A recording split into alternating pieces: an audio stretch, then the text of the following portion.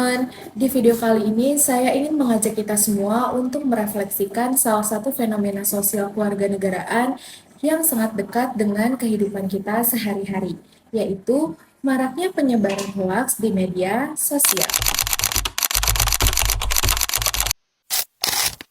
Rencana gempa yang terjadi di Lebak ternyata dimanfaatkan sebagian orang untuk menyebarkan berita hoax atau terkait dengan informasi COVID-19. Kita akan ke kasus pertama pemirsa. Kominfo jadi mengangkat pemberitaan yang beredar di media sosial itu. Berita hoax tentunya dapat merugikan dan menggemparkan masyarakat. Berita hoax. Di era digital seperti sekarang, kita hidup dalam arus informasi yang begitu cepat. Setiap hari kita menerima berbagai berita, opini, dan narasi dari berbagai platform seperti WhatsApp, Instagram, TikTok, dan lainnya. Sayangnya, tidak semua informasi yang kita terima itu benar. Banyak di antaranya yang ternyata hoax, yaitu informasi yang tidak sesuai fakta, dilebih-lebihkan, atau bahkan sengaja dibuat untuk menyesatkan.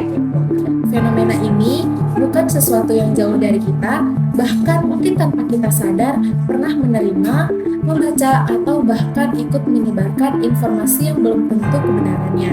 Misalnya, berita tentang isu politik yang provokatif, informasi kesehatan yang belum jelas sumbernya, atau kabar viral yang ternyata hanya rekayasa. Jika kita analisis lebih dalam, ada beberapa faktor yang menyebabkan hoaks begitu cepat menyebar di masyarakat. Yang pertama, rendahnya literasi digital. Masih banyak masyarakat yang belum terbiasa melakukan verifikasi seperti mengecek sumber berita, membandingkan dengan media lain, atau mencari klarifikasi. Yang kedua, faktor emosional. Informasi yang menyentuh emosi seperti rasa marah, takut, atau bangga cenderung lebih cepat dipercaya dan dibagikan. Ketiga, adanya budaya share sebelum cek, di mana orang merasa perlu menjadi yang paling cepat membagikan informasi tanpa memikirkan dampaknya. Selain itu, algoritma media sosial juga turut memperkuat penyebaran hoaks. Konten yang banyak menarik perhatian akan lebih sering muncul tanpa melihat apakah informasi tersebut benar atau tidak. Akibatnya, masyarakat semakin terpapar pada informasi yang belum tentu valid. Dampak dari fenomena ini sangat besar, terutama dalam kehidupan bernegara.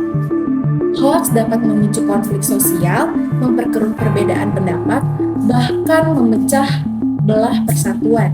Dalam konteks politik, hoaks bisa mempengaruhi opini publik secara tidak sehat, sehingga masyarakat tidak lagi mengambil keputusan berdasarkan fakta, melainkan berdasarkan informasi yang menyesatkan. Penyebaran hoaks juga dapat menurunkan tingkat kepercayaan masyarakat terhadap pemerintah, lembaga negara, maupun sesama warga. Ketika masyarakat tidak lagi percaya pada informasi yang beredar, maka stabilitas sosial pun menjadi terganggu. Hal ini tentu bertentangan dengan nilai-nilai kewarganegaraan yang menjunjung tinggi kebenaran, tanggung jawab, dan partisipasi yang cerdas. Sebagai seorang warga negara, saya merasa bahwa fenomena ini menjadi refleksi penting bagi diri kita masing-masing. Kita tidak bisa hanya menyalahkan orang lain atau pemerintah, justru kita harus mulai dari diri kita sendiri, harus sadar bahwa tindakan kecil seperti membagikan sebuah informasi memiliki dampak yang besar bagi lingkungan sosial kita. Saya pribadi merasa bahwa menjadi warga negara di era digital seperti saat ini bukan hanya tentang mengetahui hak dan kewajiban, tetapi juga tentang bagaimana kita bersikap bijak dan menggunakan teknologi. Kita dituntut untuk lebih kritis, tidak mudah percaya, dan tidak mudah terprovokasi. Lalu, apa yang bisa kita lakukan sebagai bentuk sikap yang seharusnya? Pertama, meningkatkan literasi digital dengan membiasakan diri untuk melakukan cek fakta sebelum mempercayai dan menyebarkan informasi. Yang kedua, mengendalikan emosi saat menerima informasi yang provokatif dan jangan langsung bereaksi, tetapi coba pahami terlebih dahulu. Ketiga, berani mengedukasi orang-orang di sekitar kita, misalnya mengingatkan teman atau keluarga agar tidak mudah percaya pada informasi yang belum jelas kebenarannya. Selain itu, kita juga perlu membangun budaya diskusi yang sehat.